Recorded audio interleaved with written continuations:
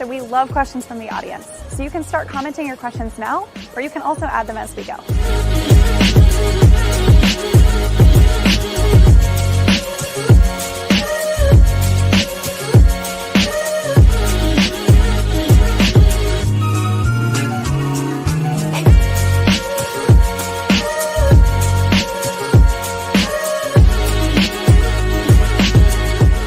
I'll be right back on to welcome our guests to the show.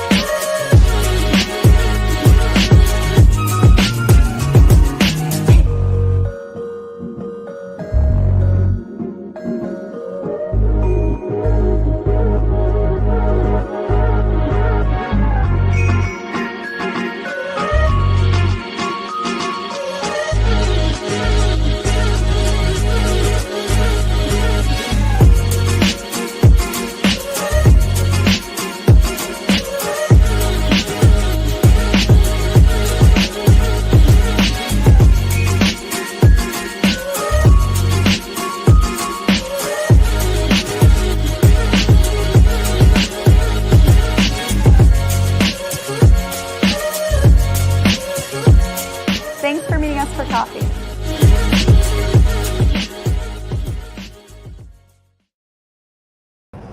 Hi everyone, we are live from Manifest the Future of Supply Chain in Las Vegas. I am here today with Carly. Carly, how are you doing? Hey, I'm doing great, thank you. Yeah, thanks for being here and making the time. There's so much to do and so much to see here and so many meetings, so it's not as easy as it sounds to like carve out a 30-minute time slot to do something.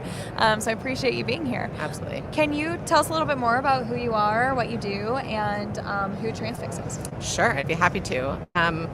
So I started my career journey at Crowley many years ago. Like most, I think, my age in this space, I didn't study logistics. I didn't know anything about it. I graduated with an art history degree and didn't know where to go next. Yeah. I worked at Crowley. They were hiring for inside sales. I was super fortunate to get a job there, and then kind of just bootstrapped, what I knew from there. I had a great team that supported me and great leadership, and they helped me really understand. We started on the container side. As I grew in my career there, I learned more about full supply chain. Towards the end of my career, I was on the freight brokerage side. So learned a lot about the entire supply chain from the supplier's side, which was really critical, and just kind of helping me understand shipper side. I did the same thing. Yeah. And I tell people all the time, like, it's great when you can start at a company that does like full end to end. Absolutely. Because you're going to just get kind of like baptized in logistics, right? You're just like thrown in there and like you just figure out what's going on. You know a little bit about everything at that point. So, okay. And then what next after that? I love that. So then I found my way over to Transfix, which is where I am now. It'll be 6 years in April, which don't blink. It happens fast. Freight gets you. I started here as an individual contributor doing sales for our freight brokerage. Through that, I grew and started owning half of the sales team, eventually took over the entire sales team, was eventually promoted over account management as well. And it was during that time when we were a brokerage, we had made the strategic decision to divest our operations. And so back in June of 2024, we sold our brokerage to NFI. And as a result, they became our first customer, which was a really great, I give all credit to Jonathan. It was like such a genius strategy. So today we are a data provider. Essentially, we want to help brokers understand their cost, right? So we were battle testing models for years. We were building upon them. We were trying to understand the market. We were really trying to understand, as a broker, where were we buying in comparison to the market, and then taking that data, leveraging it to understand where we needed to improve, where we were buying well, and then applying that to spot strategies and RFP strategies. So we've taken all of that knowledge that we've had and all of that experience, and we have the same data team that built the models that came over to the new Transfix with us. And that's what we offer today. We offer to try to help brokers better understand their costs, whether short-term or long-term, and then an RFP tool to kind of help them manage the RFP process and quote everything based on their own cost. Yeah. And they can decide where they want to take risks and where they don't on their own business. Awesome. Well, thank you for the background. And I was just thinking, this is overdue for us because I've known you for a while now. At least we were hanging out at Manifest last year, and I was like, I've never got to talk to her on a podcast, so this is fun. Yeah. I have had on my podcast a couple of times Paul, who's an economist with Transfix, and I know he says economist is misleading because really he's kind of trying to help drive like the data and the predictions and the modeling that are going into what is now Transfix's solution and your primary solution. So when he was on my podcast, he was part of a panel I had a couple months ago. Yeah. And he mentioned that the models that you guys have built are predicting an overall 14 to 15% increase in rates in 2025 in the overall full truckload market space. So I got his kind of like thoughts on that from a economic standpoint, things like that. But I'd love to hear from you on what you guys are, number one, what goes into like that prediction. Mm-hmm. I'm sure you kind of understand, like, as you're selling the solution, as you're talking with brokers, what's coming up with these numbers, where are these coming from? And then two, what types of conversations are you having right now with brokers in the space, and what are you hearing from them? What are their plans? What does this change from a strategy standpoint for the next year? Yeah, great question. And to preface it, as you mentioned, Paul is our economist, so he will give you a much deeper answer than I will. That's okay. Sometimes we need to have like high level sometimes we need to keep it high level. There you go. I think, when we do our forecast, we look at forecasting a lot differently than some of the others in the market. And I think a big differentiator for us is we're partnered with two of the best. We're partnered with DAT and we partner with Sonar. And so what we're doing is we're understanding the data that they're providing, we're extrapolating it out, and then we're looking at the market on a lane-to-lane basis. We're not looking at markets necessarily, we're looking at lanes, and we're understanding what the buying patterns are on those markets. Every lane has its own features, it has its own seasonality, and what we're seeing for 2025 is that seasonality is back. And that's going to be a big theme for us. And so, in 2023, the rate curve kind of flattened because of overcapacity. 2024, we were kind of seeing some signals that it could be coming back. And based on the work that Paul and our data team is doing, we think that we're going to see a 14 to 15% increase by May, June, July. Sure. And it's going to be in niche markets, it's going to be hit a little bit harder, right, based on that seasonality. But we think that those underlying patterns of these lanes are what are going to remain, right? So that's what we're expecting. When it comes to brokers and what we've heard, I think that the most common theme is they want to be prepared. They want to understand how to capitalize on it. Absolutely.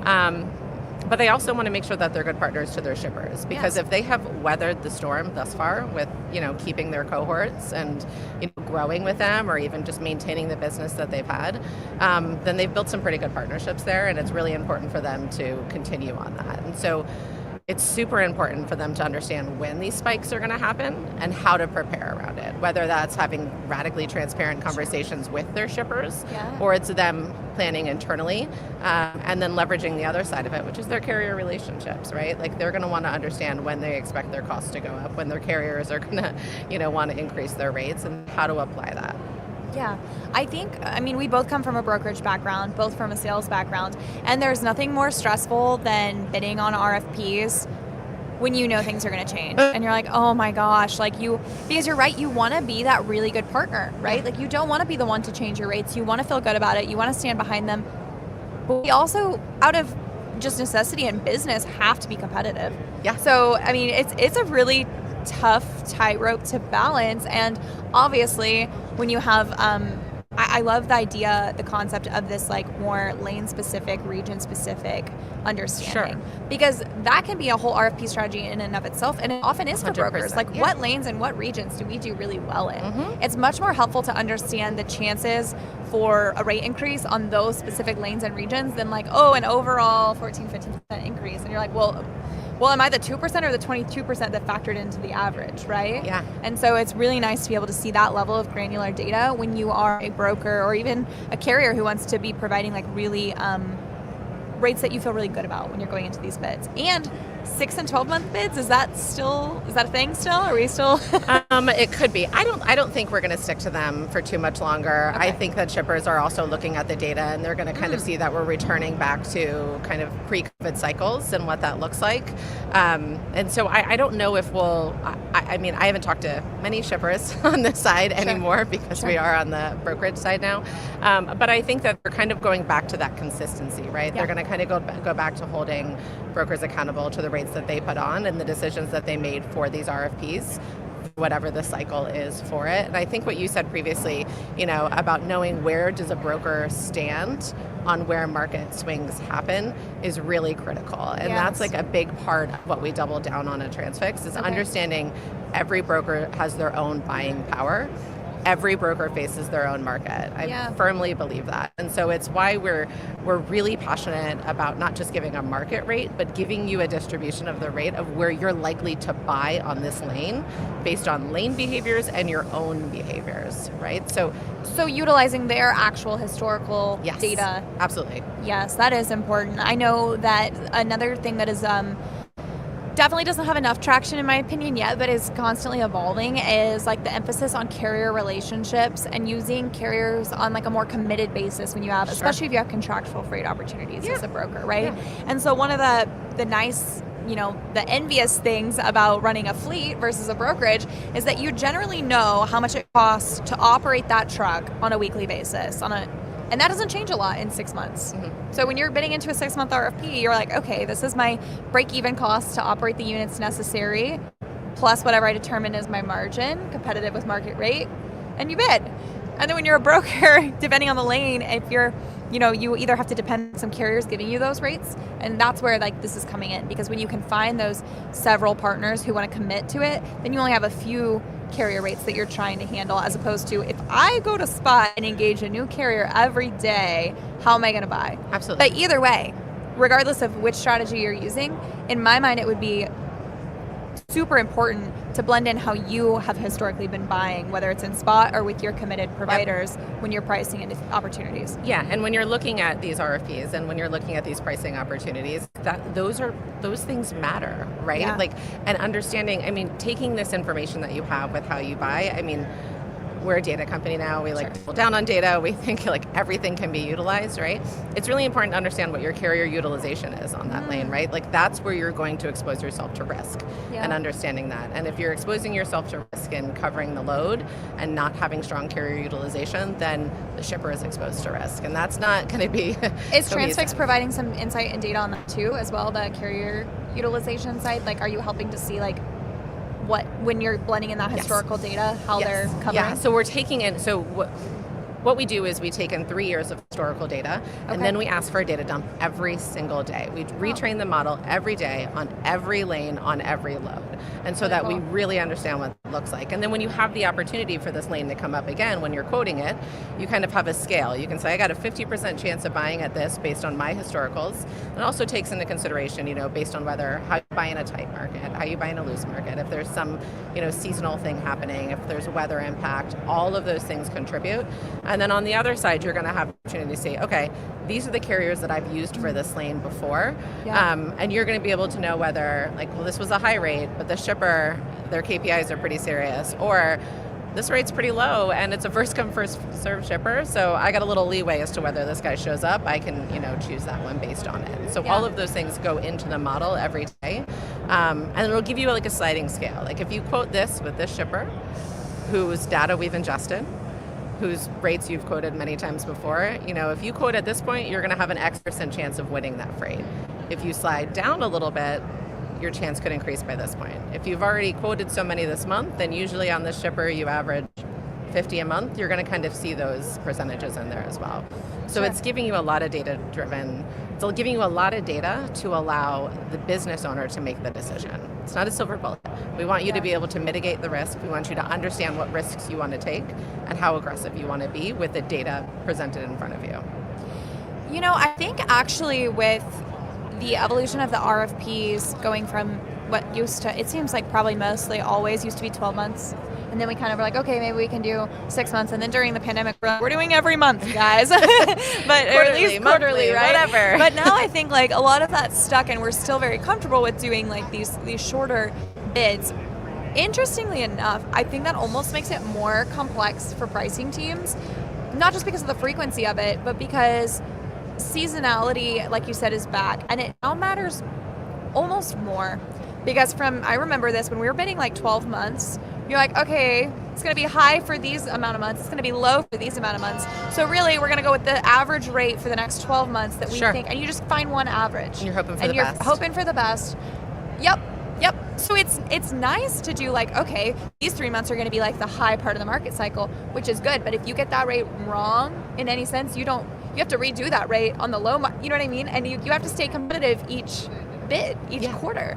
So I actually think it almost adds another layer of complexity where it is more critical to make sure your pricing strategy is like right on the money when we're doing it on a quarterly basis, or even like these mini bids as opposed to like these longer length of bids. Yeah, I mean, and you have to know when to lock in your carrier, right? Like if you have our RFP tool allows you to forecast the monthly price of the lane for the duration of the RFP, right? So you can also make decisions as to when you want to expose that freight to the market and when you want to lock down that carrier, right? Sure. So on the other side, whether it's in the long cycle, you need to figure out what are you going to do to mitigate the loss, right? You're going to say, this is where we're going to be profitable, this is where we're not. And it also helps you align on business strategies internally, right? Like, hey, AM, hey, carrier manager, we're going to see a rough quarter in Q3 based on this. It's Q1, we're quoting the RFP now. What's the plan? How are we going to mitigate this loss? How are we going to capitalize it in a different area, whether it's spot, whether it's, working with, some shippers have like regional owners, expanding within regional owners, whatever that is. But understanding your rate throughout the duration of the RFP is going to allow you to make these decisions ahead of time, work towards these plans, and then ideally kind of mitigate that loss or, understand where the risk is and capitalize on some of the margin that could be had there. Yeah.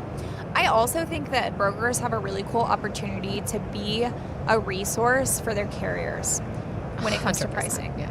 So because carriers they have a lot going on, right? And so then when they're engaging with brokers, they're providing rates. And sometimes I'm like, from experience, you see rates and you're like, why? Like, what? Like, why? And I see it from both sides of the table, and I've heard carriers give plenty of good reasons why, especially when it's a new relationship, they're trying to work out with that broker. But it would be so cool to be able to go back to a carrier partner and be like, hey, all this data we're looking at, like here's what we're seeing on this lane. And maybe it's as simple as like they're used to saying anything out of our domicile, we bid at X amount per mile, like into the states surrounding us. Mm-hmm. But for whatever reason, the market's running much differently in a certain lane, and you're able to say, hey, look, this is what I'm seeing. I really want to work with you guys. Yeah. What can we do? How do we work around it? And it just has more educated conversations with your carrier base and helps you bring them to the table too. Yeah, I totally agree with you. I mean, if you have an understanding of where the market's going to be, you know what your business plan is. There's two sides to being a broker. There's the shipper side and the carrier side. I don't know if one can be weighted heavier than the other. They're both necessary, right? Yes. And so you have to make sure you invest time on both sides in order to have a successful business. Yeah, no, that's a great call out. If you're a broker, you genuinely have two customer bases. Yeah. So as much as we're focused on, we want to look good for our shippers, we want to be giving them accurate pricing data. We better have that same level of commitment to we want to be good to our carriers. We want to make sure we're helping them understand market and we're understanding where they're at in market. So. Absolutely. Yeah. I have one last question before we start wrapping this up. I've heard a lot about AI while I'm here at this conference. Really? Yeah. That's who would've crazy. thought? And I just have to ask, I mean, you guys are now newly a technology company. You're focused on technology. You're going to market that way. So do you get asked often about AI? Do you guys utilize AI at all? And just kind of what are your thoughts on AI right now? Yeah. So I will just do a slight correction. We're not a new technology company. Right. I mean, we've always been driven by technology. So AI is a bit ubiquitous, and it's a fun word to throw around here. And you could pick your pool of AI providers here. Yeah. But listen, AI does some really cool things, and Transfix was using AI when it was machine learning, when that was really popular and that was happening. And so yeah, I mean, we're using AI in what we're doing. We're using it in the models. We're using machine learning, but the part that's always been really important is I think the human element. I mean, we get so caught up in the technology of what's happening that, I think that's really core to it as well. So yes, we do use AI. We've used it for years. But we have the support around how to leverage it with reporting and our data scientists and our implementation and onboarding managers as well to kind of help you better leverage the AI. Yes, this is not AI as a solution. It's AI playing a role that makes sense within the solution. Absolutely. Right? Yes. Yeah. Okay. Well, Carly, again, like I said, this was long overdue. Loved having you on. Yeah. Carly's on LinkedIn, very active there, so please connect with her on LinkedIn. And if anyone's interested in learning more about Transfix and talking to you guys about solutions, what's the best way for them to connect? You can connect with me on LinkedIn or transfix.io. We have a form fill there. You can do it there. You can find plenty of us on LinkedIn, though. Yeah, and if you guys are still at Manifest, how could they find you? What's the plan for this evening? Will you guys be around? Oh, yeah. We have 2 sales guys. Our co-founders are here. I'm walking around. Please stop me. I would love to say hi and make introductions. Yeah, absolutely. Well, thank you so much for coming on the show. Thank you for having me. And thank you, everyone, for meeting us for coffee live from Manifest.